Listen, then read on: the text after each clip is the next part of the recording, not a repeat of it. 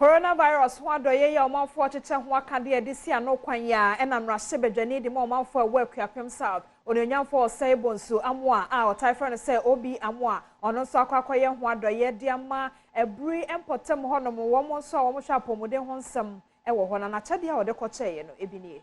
Mrasebedwani a wogina mu ema enipa a wonom ewo Akuapem South abato empesua no so ya wonukro ya esan so ye Deputy Local Government Minister Osebonsu Amoa e de nyama bia akoma Municipal Health Directorate ewo ebri ya ewo epoye mantemu enyama wode koma wo mu bi no eye overall nose mask gloves sanitizers tissues ene enyama afoforo bia eka ho opanyi esan so de Ghana sika empimudu ema mensini no se wonom emfa coronavirus yare no owie ye akire no ensense no de to yamane boni ani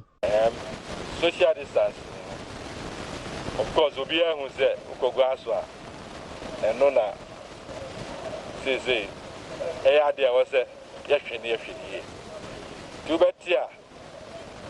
markets akasi bi okra MC is not closing it down 1 2 days 3 days one fan shishe bi okra za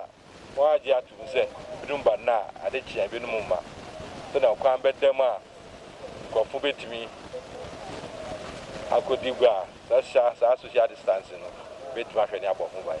Akuapem South Municipal Director of Health Services Emily Osman enso edi to just say enyama wodi aba bema wo mo no ebeboa ama wonu metimi aye wonu adwuma yie e wa yaresabia hono When the people are quite brave, so since I are na aba no yehia said we be say yenya sanitizers ebe hohoro yensa na ye protect here so that yin aye hwe omo wo bi no yenso yenya yare ni bi na yen fansa na ye busuafo ane adofo aye ne mbedi nkita Municipal Chief Executive ewo Akuapem South mensini ni mu Frank Edu enso edi to just say nyame aye no monsa ene bebia yedidi ewo mpotemu ho ne de wono matutu ni nyina mu esan coronavirus yare ni nti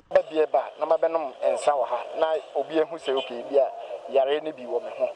na oka hye me se menche nipa me bai no mo ba ho a cheze nipa de bibiri ho a omo ye de omokọ nti ye ne o makasa ya ma letters nso and ba omo no de ne ya catch omo se wo a went to me ND so no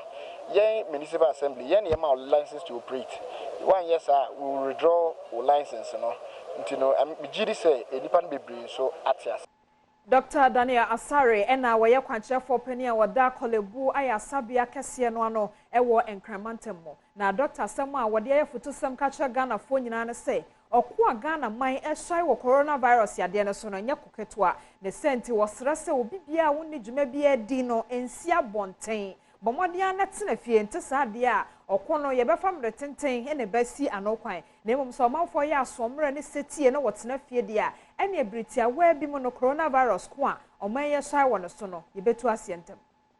Opanyina oda kolebu ayaresabia ano Daniel Asare e de afutu akwa magana man se womo moden se aban emra wahyehye se obia entena fie no Ghana man bedi so wachire mu se sesa emre ya aban ahyehye se Ghana man eni so na se wonenam abonten basabasa ebetimi ama wakote yare coronavirus bia e de ewuo ene bebre omanfo wade sansem yitu da ebra adwumayeko trillion e de eniema bi koche ayaresabia no nipa nyuma hwe wo mkwa e be se e make sure so bia everything kwa bia ndi asra mo ntra fie maye na mo ma ye bre no so nte na kona ye kono intimi ni nkonim in the shortest possible time na Ghana mra back to normal law abiding law and president gina so why be to say whole lot ti abonti enya wa na wa uni pedia na person contact disease but also refer to the laws of this country everywhere. We are not being social distancing. Stay home and it's a traffic. We need to be a bontina and ma bontina because in penny for a titru any obia which many are dealing with. And ye are there, in fact, different cabin na hair staff one in ya.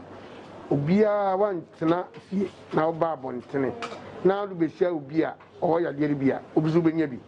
Trillium adwumayeko adaya wakoye kolebui enye ehonko enesonye nemom watete wona hyiemu ede adoye bi akoso sisepokua asefom ede niema bi akomo mo sede beya ohaw ene abebresa enipa ekom ewo coronavirus mu no wo ho betimi ahenha omo amada bi ada no wonsa etimi akowa no omanfo a owo sisepokua se ene Adom Kasee etwetwe nkomo na sei no wode tudwa nyame hyamo nyame nyam kase de kyese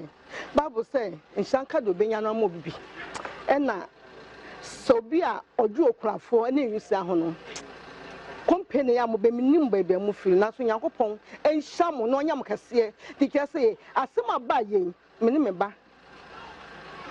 ya ho kyerɛ kita nkwalai omsisi hen mi kuna gu bia 6 months hampa am tetwa so ye tumi din mpo bia hyɛ dem yada ye mpien ko bia de bedi mpo ɛyɛ di maye enso mpo sɛ san ho abese mi ngu bi de obo ne mpa nkwale kɔ bam sɛ mo ho mo nsa entine sɛ Yakopon akamakoma ne ma be ma de we yi a basɛ mi asɛ Yakopon hyam